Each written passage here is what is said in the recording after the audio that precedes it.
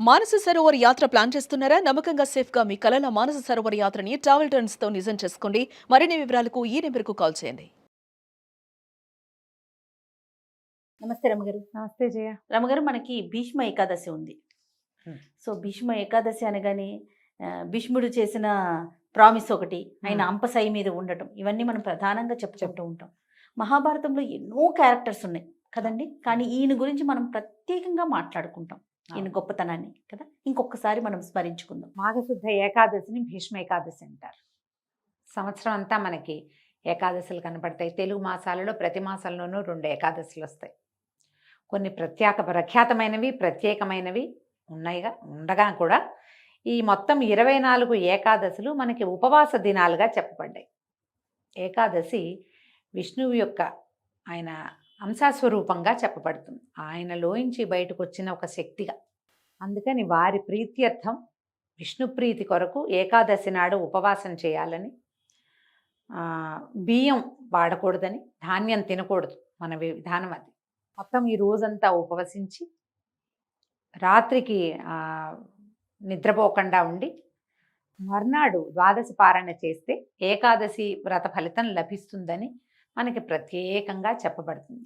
ఈ 24 ఏకాదశులు ఇదే విధంగా చేయాలి. ప్రతి హిందువు పాటించవలసిన విధానంగా చెప్పబడింది. పూర్వకాలం ఇంచుమించుగా అందరూ ఈ జాతి నియమం లేకుండా అందరూ ఏకాదశి నియమాలు పాటించేవాళ్ళు. వారి వారి విధుల్లో, కమ్యూనిటీస్లో చెప్పబడిన విధానం ప్రకారం ఎవరెవరు ఎంతెంత ఎలా చేయాలి అనేది చెప్పబడి ఉండేది పూర్వం. క్రమంగా మనకి విధానాలు మారినాయి, రోజులు మారినాయి. అయినా కూడా ఏకాదశి ఉపవాసం అనేది సార్వజనీన నియమంగానే ఉండింది. అయితే ఇందులో తొలి ఏకాదశి చాలా ముఖ్యమైనది, ముక్కటి ఏకాదశి ముఖ్యమైనది. ఇందులో ఒక ఏకాదశి, తొలి ఏకాదశి నాడు విష్ణుమూర్తి నిద్రలోకి వెళ్ళిపోతారు. అక్కడి నుంచి ఇంకొక కార్తీక శుద్ధ ఏకాదశినేమో మనం ఉత్థాన ఏకాదశిగా వాళ్ళ నిద్రలేస్తారు. ఇవన్నీ చెప్పుకుంటూ ఉంటే అన్నీ విష్ణునామానికి సంబంధించినవి, విష్ణువు వల్ల మనకి లభించేవి, వాటి గురించే చెప్తే ప్రత్యేకంగా ఒక వ్యక్తి పేరుతోటి ముడిపడి ఉన్నది భీష్మ ఏకాదశి. అందుకని ఈ భీష్మ ఏకాదశిని కూడా ప్రత్యేకమైన ఏకాదశిగా మనం గుర్తిస్తాం, చెప్పుకుంటాం. మన ముందు యుగంలో చాలా ఎక్కువ జీవన ప్రమాణం కలిగిన వాడు, అత్యద్భుతమైనటువంటి ప్రామాణికమైన జీవన విధానం కలిగిన వాడు భీష్ముడు.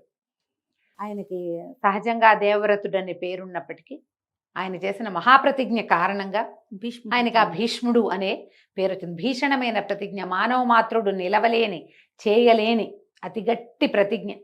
ఒక వివాహయోగ్యమైన యువకుడు, వివాహయోగ్యుడు, పట్టాభిషేకానికి సిద్ధంగా ఉన్నవాడు, తన తండ్రి కోరిక తీర్చడం కోసం నేను వివాహం చేసుకోను, పట్టాభిషేకం చేసుకోను అని భీషణమైన ప్రతిజ్ఞ చేసి తండ్రికి ఆయనకి కావలసిన వివాహం చేసి ఆ తండ్రికి పుట్టిన కుమారులని పెంచి పెద్ద చేసి వాళ్ళకి వివాహాలు చేసి వాళ్ళ పిల్లల్ని వాళ్ళకు కూడా సంతానం కలగకపోతే సంతానం కలిగేందుకు దారిని అన్వేషించి వాళ్ళకి సంతానం కలిగితే ఆ పిల్లలకు కూడా వివాహాలు చేసి వాళ్ళకి కలిగిన కుమారులకు కూడా వివాహాలు చేసి ఇన్ని తరాల వివాహాలని దగ్గర ఉండి నిర్వహించి, ఇన్ని తరాల పెంపుదలని దగ్గర ఉండి నిర్వహించి, తన కోసం ఒక్కదాన్ని కూడా ఉంచుకోకుండా చివరికి తనకి కావలసినట్టుగా ఇచ్ఛామరణాన్ని పొందినవాడు భీష్ముడు. ఈ కథంతా చెప్తే మహాభారతం మొత్తం చెప్తాం మనం. ఇలా చేయగలిగేవాడు ఇంకెవ్వరూ లేరు. అందుకనే భీష్మ పితామహుడు ప్రత్యేకమైన వాడు. అవునండి, ఆ ప్రత్యేకత వల్లే ఈ ఏకాదశికి ఆయన పేరు వచ్చింది.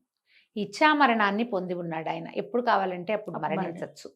ఆయన చాలా పెద్దవాడైపోయినా మునిమనవలు రాజ్యాలకి వచ్చినా కూడా, మనవలు రాజ్యానికి వచ్చారు, కౌరవులు పాండవులు ఆయన తమ్ముడి మనవలు కదా, తమ్ముడి మనవలు సరే క్షేత్రజులు కానీ ఎలాగైనా కానీ వాళ్ళు రాజ్యానికి వచ్చి వాళ్ళందరూ పెద్దవాళ్ళై వాళ్ళ పిల్లలు కూడా పెళ్ళిళ్ళయి వాళ్ళకు కూడా పిల్లలు పుట్టే సమయం వచ్చినా కూడా ఆయనకి ఏమి జీవితాన్ని త్యజించాలన్న ఉద్దేశం అది ఎప్పటికీ కలగల. ఆయన హాయిగానే ఉన్నాడు. ఎప్పుడైతే కురుక్షేత్ర సంగ్రామం జరిగిందో, కురుక్షేత్రంలో గాయపడి ఆయన దెబ్బతిని పడిపోయినాక అప్పుడు ఆయన తనకి ఉన్నటువంటి ఇచ్ఛామరణం అనే వరాన్ని ఆయన పొందారు. ఇది ఈయన యుద్ధం మొదలుపెట్టిన 10వ రోజున పడిపోయారు. కురుక్షేత్ర యుద్ధం. ఈ కురుక్షేత్ర యుద్ధం ఎప్పుడు మొదలైంది ఇవన్నీ మనకు తెలిసినవే. మార్గశిర శుద్ధ ఏకాదశి నాడు గీతా జయంతి జరుపుకున్నాం మొన్న మనం, 2 నెలల క్రితం. మనం ఇప్పుడు మాఘశుద్ధ ఏకాదశిలో మాఘానికి ముందు పుష్యమైంది, పుష్యానికి ముందు మార్గశీర్షం. మార్గశీర్ష శుద్ధ ఏకాదశి నాడు గీతాచార్యుడు భగవానుడైన కృష్ణ పరమాత్మ అర్జునుడికి గీతను బోధించారు. తెల్లవారాక ఆ రోజు నుంచి యుద్ధం మొదలైంది. అప్పటికి 10వ రోజున భీష్మ పితామహులు పడిపోయారు. పడిపోతే ఆయన మరణించకుండా తనకి మరణాసన్నమైన రోజున ఏ రోజున తన ప్రాణాలు విడవాలో అది ఆలోచించుకుని, ఇది దక్షిణాయనము, ఉత్తరాయణ పుణ్యకాలం వరకు నేను జీవించి ఉండి నా ప్రాణాన్ని విడిచిపెడతానని చెప్పి ఆయన ఒళ్ళంతా బాణాలు గుచ్చుకుని ఉంటే నాకు ఒక సరైన శయ్యను ఏర్పరచమంటే మనవడైన అర్జునుడు, ఏ అర్జునుడి బాణమైతే ఆయన పడిపోవటానికి కారణమైందో అదే అర్జునుడు పరమ భక్తితో ఆయనకు ఒక అంపశయ్యను ఏర్పరిచాడు. ఆయనకి గుచ్చుకున్న బాణాలకి ఇంకా కొన్ని ఆసరాగా వేసి ఆ బాణాల మీదే ఆయన శరీరం ఉండేలాగా ఏర్పరిచి ఆయన్ని ఒక శిబిరంలో ఉంచారు. ఆ శిబిరంలోనే ప్రతిరోజు అందరూ వచ్చి ఆయన్ని కలుసుకునేలాగా ఏర్పరిచారు. యుద్ధం పూర్తయిన తర్వాత కూడా పూర్తయిపోయింది. సుయోధనుడు కూడా పడిపోయాడు. రాజ్యం మొత్తం పాండవుల వశమైంది. ఈ భీష్మ పితామహుణ్ణి ప్రతిరోజు వెళ్ళి చూశారు ధర్మరాజాదులు. ఆయన దగ్గరే ఈ రాజ్యం ఎలా చేయాలి, ఈ దేశాన్ని ఎట్లా పరిపాలించాలి, భగవత్ తత్వం ఏమిటి, మోక్ష మార్గం ఏమిటి, ఏ నీతితోటి రాజ్యాన్ని పరిపాలించాలి, ఇలాంటి విషయాలన్నీ కూడా ధర్మరాజు భీష్ముల వారి దగ్గరే నేర్చుకున్నాడు.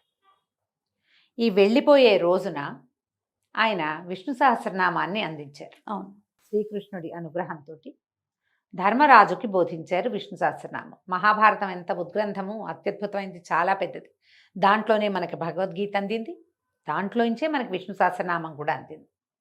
భగవద్గీతను గీతాచార్యుడు అందిస్తే ఆయన అనుగ్రహంతో భీష్ముల వారు ఈ విష్ణు సహస్రనామాన్ని అందించారు. ఈ సహస్రనామాన్ని అందించిన తర్వాతే ఈయన ప్రాణాలు విడిచిపెట్టారు. భీష్ముల వారిని తప్పకుండా ఈ రోజును తలుచుకోవాలి. మనం గీతా జయంతి ఎట్లా చేసుకున్నాం, ఈ భీష్మ ఏకాదశిని విష్ణు సహస్రనామ జయంతిగా చేసుకోవాలి. మామూలుగా ఏకాదశికి ఎట్లా ఉపవాసం ఉంటామో చక్కగా ఉపవాసం ఉండటం. ఈ ఉపవాసం అనగానే అన్నం మానేయటం, ఇది ఒక్క పాయింట్ తడుతూ ఉంటుంది జయ ఎప్పుడు కూడా. అవునండి. దీంతో ఈ ఉపవాసము అంటే అన్నం మానటము అని కాకుండా భగవంతుడి సమీపంలో నివసించటము అనే అర్థాన్ని తెలుసుకోవాలి. సమీప వసనము ఎవరికి, ఎవరికో కాదు, దేవుడికి. అంతే. మనం ఎవరి కోసం ఉపవాసం ఉంటున్నామో ఆయనకి దగ్గరలో ఉండటం. ఈ రోజుని మనం విష్ణువు కోసం ఉపవాసం చేస్తాం. విష్ణునామాలు చెప్పుకోవాలి, గోవిందనామాలు చెప్పుకోవాలి. ఈ ప్రత్యేకమైన రోజున విష్ణు సహస్రనామ పారాయణ అత్యద్భుతమైన ఫలితాన్ని ఇస్తుంది. మన దగ్గర విష్ణు సహస్రనామం పుస్తకం ఉంటే పుస్తకం చక్కగా అట్ట మీద, ఇప్పుడు ప్లాస్టిక్ అట్టలు వస్తాయి, శుభ్రంగా తుడిచి ఒక గంధం బొట్టు పెట్టి 2 పువ్వులు పెట్టి అర్చన చేసి పూజ చేసుకుని ధూపం చూపించి అప్పుడు పుస్తకం తెరిచి విష్ణు సహస్రనామం చదువుకోండి. కోసి పూజ అంటారు దాన్ని. ఏ గ్రంథంలో నుంచి మనం చదువుకుని మనం పునీతలం అవుతున్నామో ఆ గ్రంథానికి పూజ చేయటం. ఓకే. ఓ పెద్ద పూజ చేసి దాన్ని అక్కడ పెట్టమని కాదు, పూజ చేశాక చదువుకోమని. చదువుకోవాలి. చక్కగా విష్ణు సహస్రనామం చదువుకోండి. ఇంట్లో విష్ణు సహస్రనామం అలా రోజంతా నడిచేలాగా ఏర్పాటు చేసుకోండి. మనకు అవకాశాలు ఉన్నాయి కదా, అంత పెద్దది రాదు, ఏదైనా ఒక్క శ్లోకం తీసుకుని అదైనా చదువుకోండి. విష్ణువుకు సంబంధించిన ఏ స్తోత్రమైనా ఈ రోజంతా ఉపవాసం ఉండటం. ఒకవేళ మీకు రాత్రికి కుదిరితే జాగరణ చేసే అవకాశం ఉంటే జాగారం చేయటం. రాత్రి జాగరణ చాలా అవసరం, చేస్తే మంచిది. మర్నాడు పొద్దున 12 గడియలు దాటకుండానే చక్కగా వంట చేసుకోవటం. ఎవరైనా బ్రాహ్మణోత్తముడికి భోజనం పెట్టగలిగితే సాటి వాళ్ళకి ఎవరికైనా, బ్రాహ్మణుడికి అంటే బ్రాహ్మణులకనే కాదండి, మీ అవకాశాన్ని బట్టి సాటి వారికి ఎవరికైనా రండి, ఇవాళ మేము ద్వాదశపారాయణ చేస్తున్నామని ఫ్రెండ్స్ని స్నేహితులు కూడా పిలుచుకోవచ్చు. వాళ్ళకి భోజనం పెట్టి మీరు భోజనం చేయండి. ద్వాదశి నాడు పగలు నిద్రపోవద్దు. సహస్రనామ పారాయణ చాలా ముఖ్యం. మీకు కుదిరితే ఎవరైనా 2-3 పుస్తకాలు ఉంటే ఎవరికైనా చదువుకోవటానికి ఇవ్వండి, అది కూడా చాలా మంచిది. మీ అవకాశాన్ని బట్టి ఈ భీష్మ ఏకాదశి పర్వదినాన్ని సుసంపన్నం చేసుకోండి. ఒకవేళ ఉపవాసం ఉండలేని వాళ్ళు, ఓపిక లేని వాళ్ళు, మందులు వేసుకునే వాళ్ళు, గర్భవతులు, పెద్దవాళ్ళు, చిన్నపిల్లలు, పసిపిల్లలున్న తల్లులు చేయకపోతే ఎలాగా, ఇలా చేయకపోతే మాకు కుదురుతుంది, చక్కగా కుదురుతుంది. ఉపవాసం అంటే దేవుడికి నివేదన చేసిన వస్తువులు మాత్రమే తినండి. ఇది ఒక ఈజీ మెథడ్. పొద్దున్నే వంట చేసేసుకోండి, నివేదన చేయండి, అదే తినండి. మధ్యలో బిస్కెట్లు తీద్దామా, చాక్లెట్ తీద్దాం, బాదం పప్పులు తిందాం ఏమనుకోవద్దు. పళ్ళు గిళ్ళు ఏముంటే పళ్ళు కూడా దేవుడికి నివేదన చేయండి, అవి పుచ్చుకోండి. ప్రసాదం తింటే అట్టే తప్పులేదు, ఉపవాసం కిందే వస్తుంది. సహస్రనామం తప్పకుండా చదువుకోండి. మీ అవకాశాన్ని బట్టి ఈ రోజుని సుసంపన్నం చేసుకోండి. తప్పకుండా రమ్మగారు. నమస్తే. నమస్తే జీ.